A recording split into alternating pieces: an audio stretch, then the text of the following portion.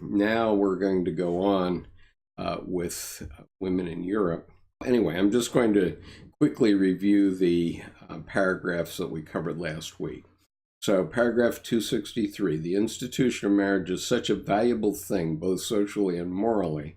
Religious people even regard it as a sacrament. No one lives in the world as we desire it. Now, one of the elements of this essay is that it was done immediately after World War I. Many millions of men, especially the combatants in World War I, were killed. So basically an entire generation was more than decimated. Decimation was a Roman army trick where they would kill every 10th man just for fun, but or for discipline, I guess. But in Central Europe and Germany, France,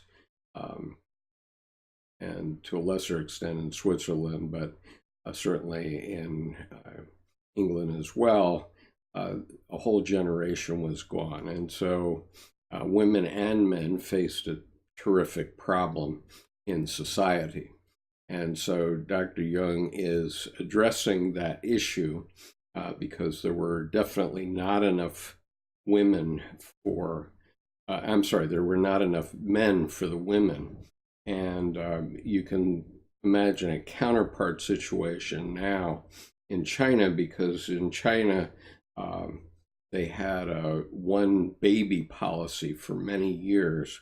And the result was that if a girl was born, very frequently the family would just abort the fetus or just kill the infant so that they could try again to have a boy, because it was so important to have a boy.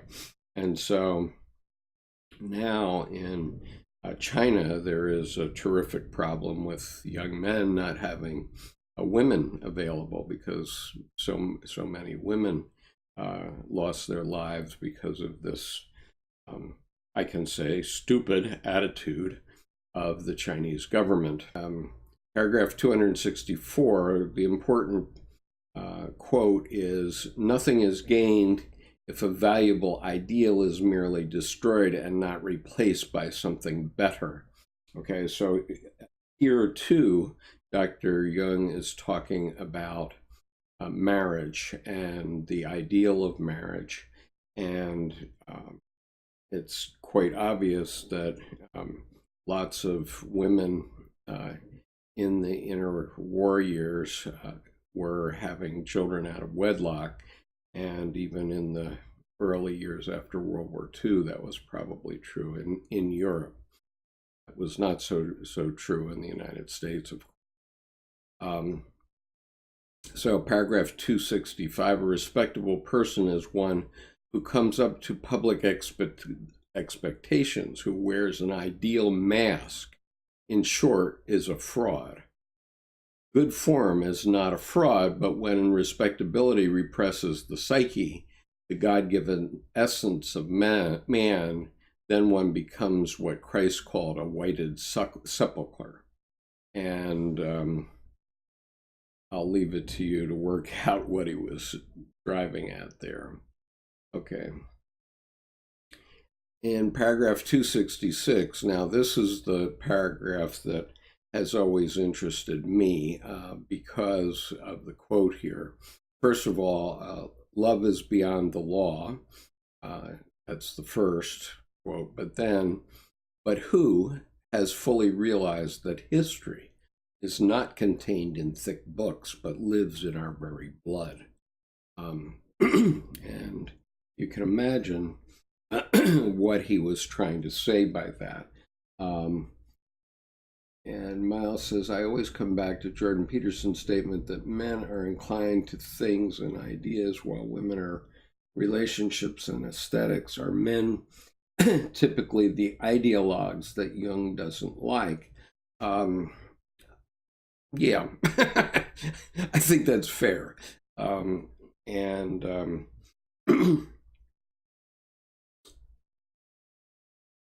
I'll just leave it at that. And because this essay ends with a significant quote that addresses the Jordan Peterson issues as well. So let us go on now. So what he's referring to in paragraph 267 is the full weight of historical inertia. So in other words, notwithstanding the fact that there was this crisis in society with so few men available to marry women, women were faced with this quandary, this expectation that they would be perfectly behaved little housewives and so on. We're talking about Central Europe in the first half of the 20th century. And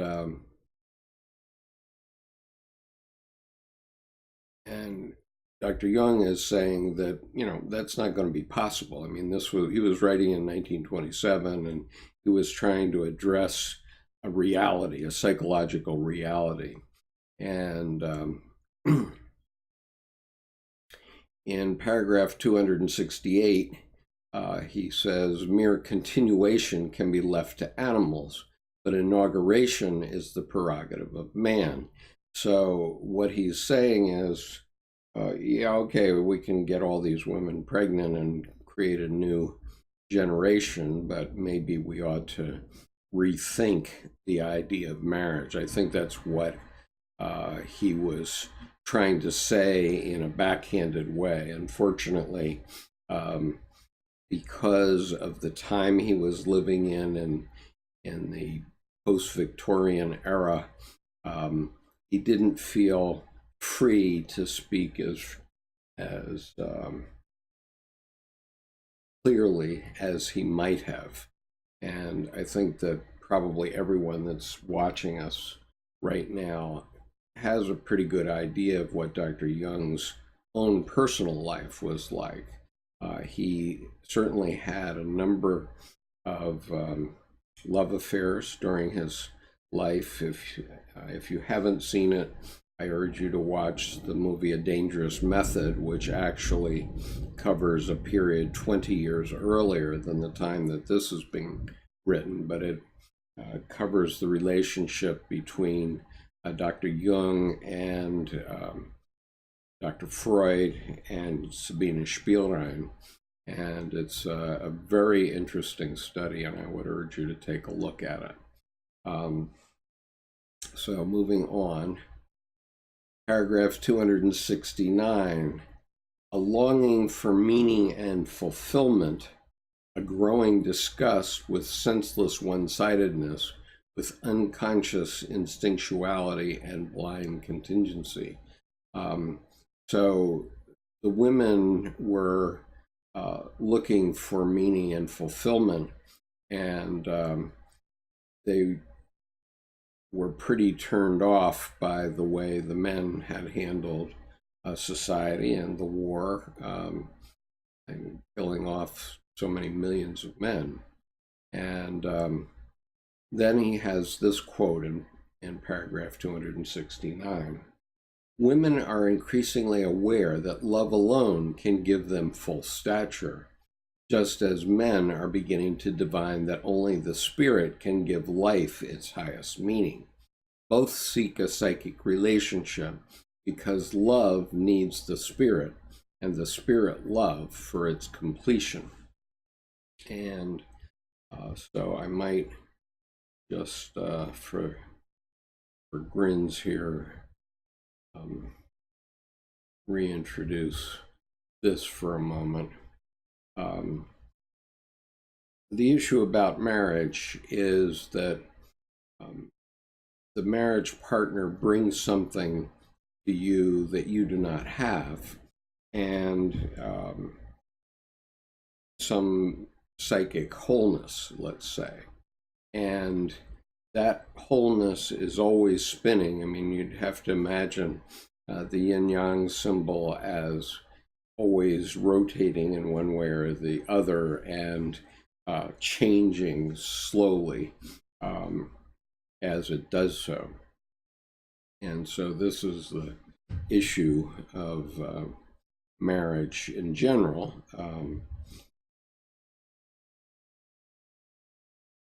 And it's also the issue with respect to this point about love and spirit.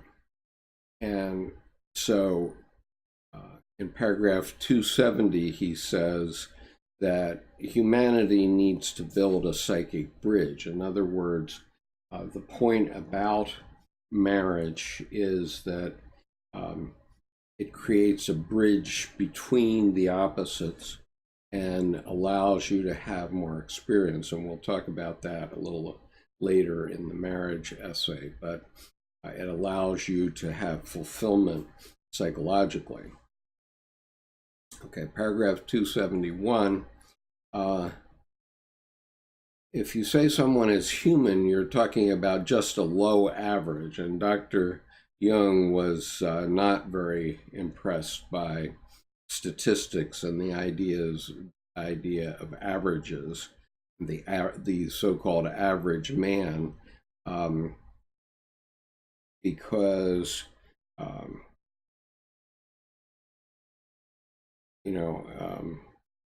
statistics lie, very simply,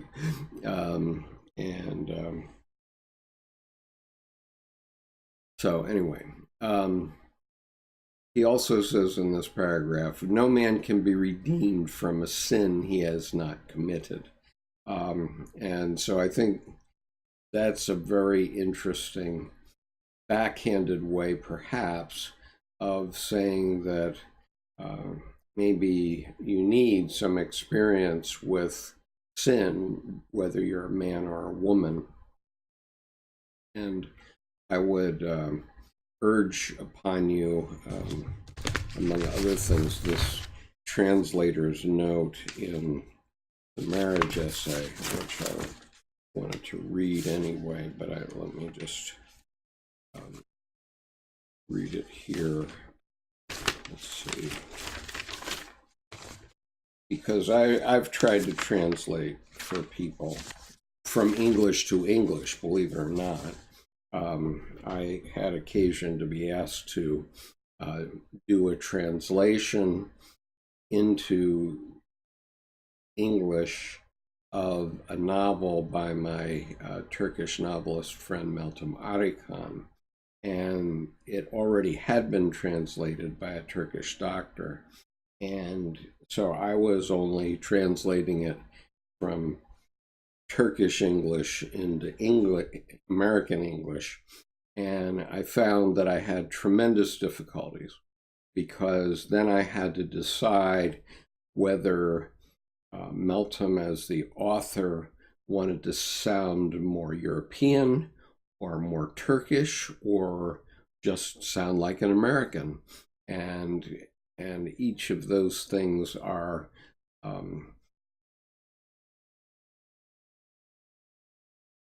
don't know, levels or something. And so it makes it very difficult. And R.F.C. Hall, who spent at least 40 years translating Dr. Jung's work from German into English, did a tremendous job of it. But he makes this comment. This is in the marriage essay, but it relates to this essay as well. In translating this and the following passages, I have, for the sake of clarity, assumed that the container is the man and the contained the woman. This assumption is due entirely to the exigencies of English grammar and is not implied in the German text. Needless to say, the situation could just as easily be reversed. Okay, and so the reason I mention that now is because even though Dr. Jung used the term man and no man can be redeemed from a sin he has not committed, it could as easily be a woman.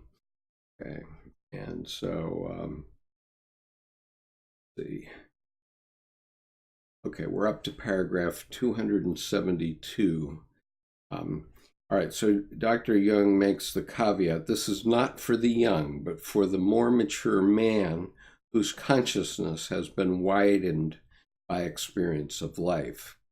It is the privilege and task of maturer people who have passed the meridian of life to create culture. And so I think what he's saying is that, okay, we can let our children imagine an ideal, but when the situation isn't ideal, then mature people have to make other decisions in terms of how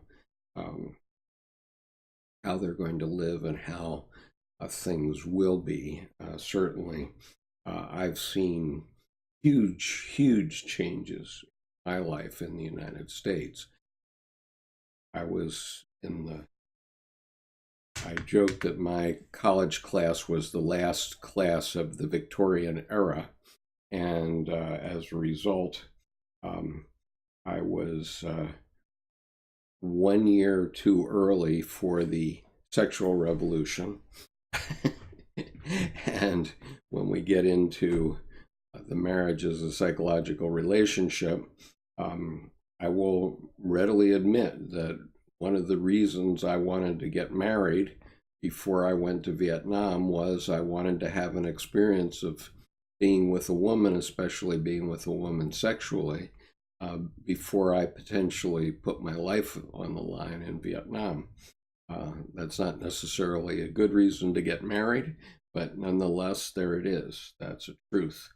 And so, anyway, let's see what else we got.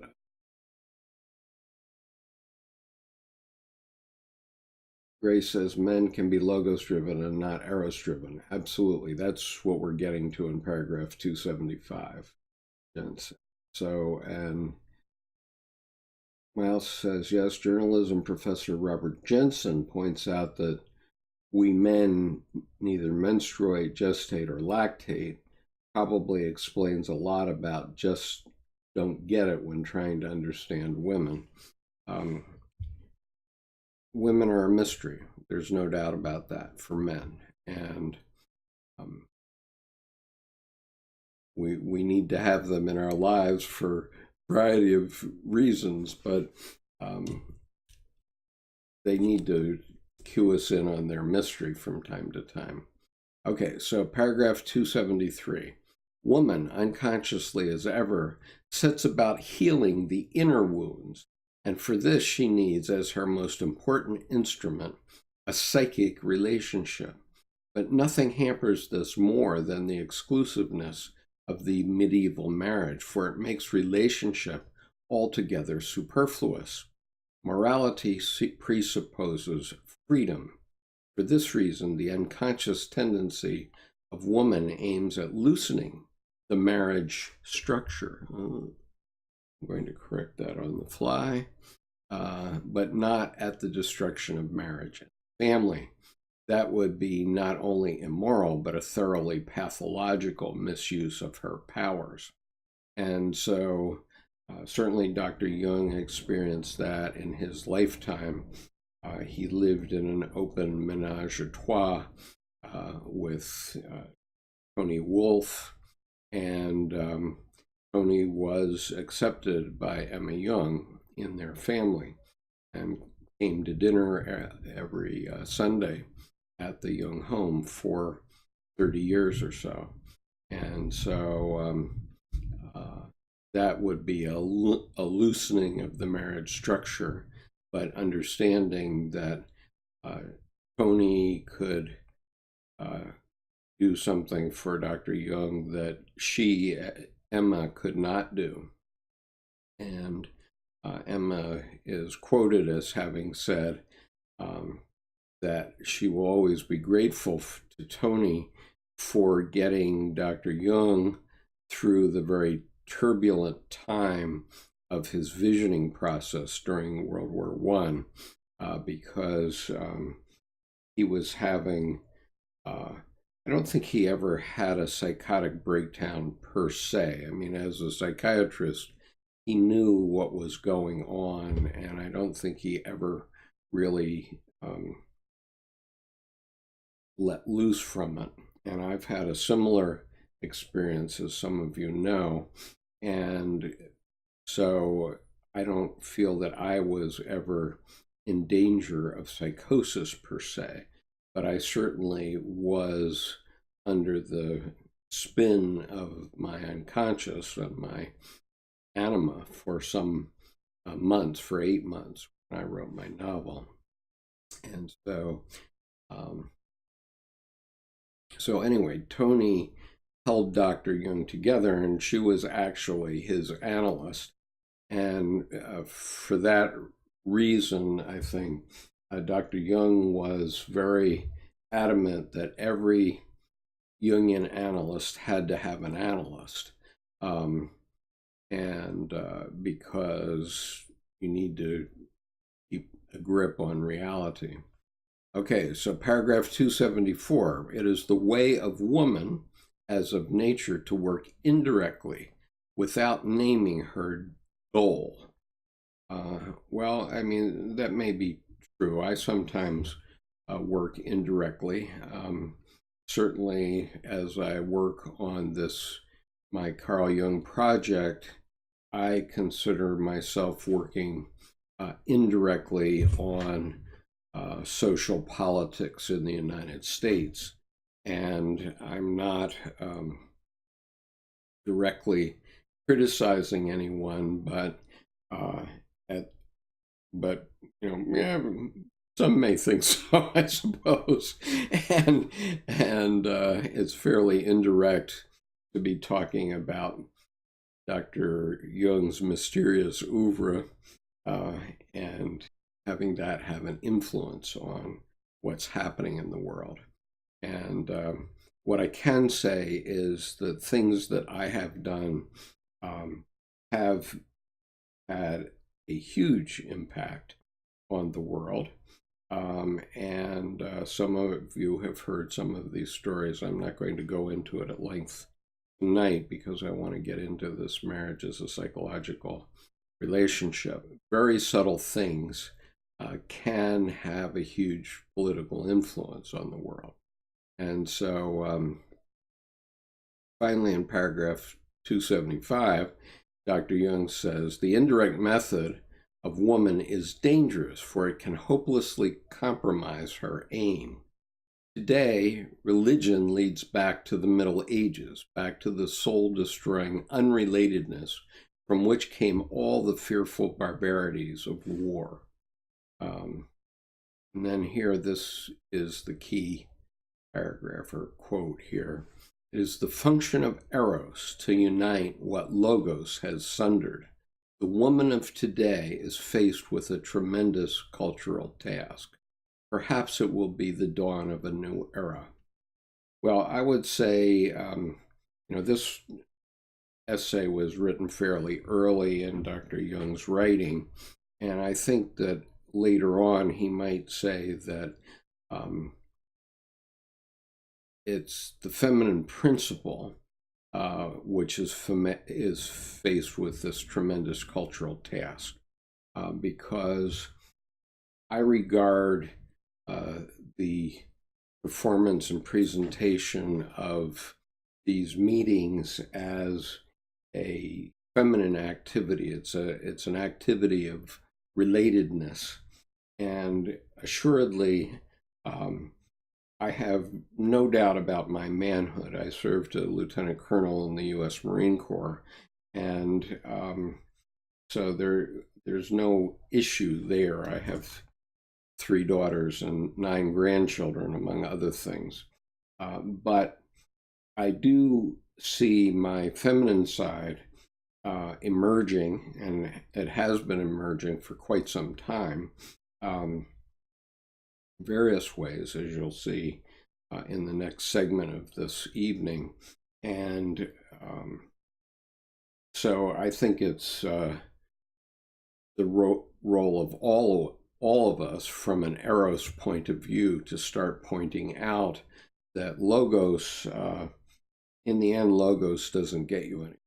In the end, Logos is dead. It's just a bunch of words. And until you put life into your life and experience, life's experience, and this is one thing that Dr. Jung emphasizes in the next essay, then you're not, unless you've had those experiences, you're not going to be able to affect any changes. And so, obviously, my communication with all of you is an Eros style of event. It is it's about relatedness. It's not about slicing and dicing. There are no precisely, perfectly right answers here. Certainly I played with a lot of perfectly right answers when I was in the Marines, and certainly as a practicing attorney, and in many ways while I was building my business career. But also, I always considered my business colleagues as part of my family. I considered it a family, not just disposable units. And so I would be on the opposite extreme from you know who in terms of how I run a business. And it worked quite well for me over a long period of time. So Dan says, so this YouTube channel allows you to integrate your anima. Yeah, I guess that's an accurate statement. It certainly allows me to integrate my feminine, the feminine principle as it exists in me, whether that's anima or not. That's a little bit of a different issue, because anima is soul. It is, for men, it's an animating principle. But yeah, I'm not sure about that one. I'm gonna beg off answering that precisely. I mean, I think, as I say, I think it's integrating my feminine side in the yin-yang point of view, in the sense that all of us have both a masculine and a feminine side. I'm not quite comfortable with the idea that it's anima per se, but we can continue to discuss that. That's an open discussion.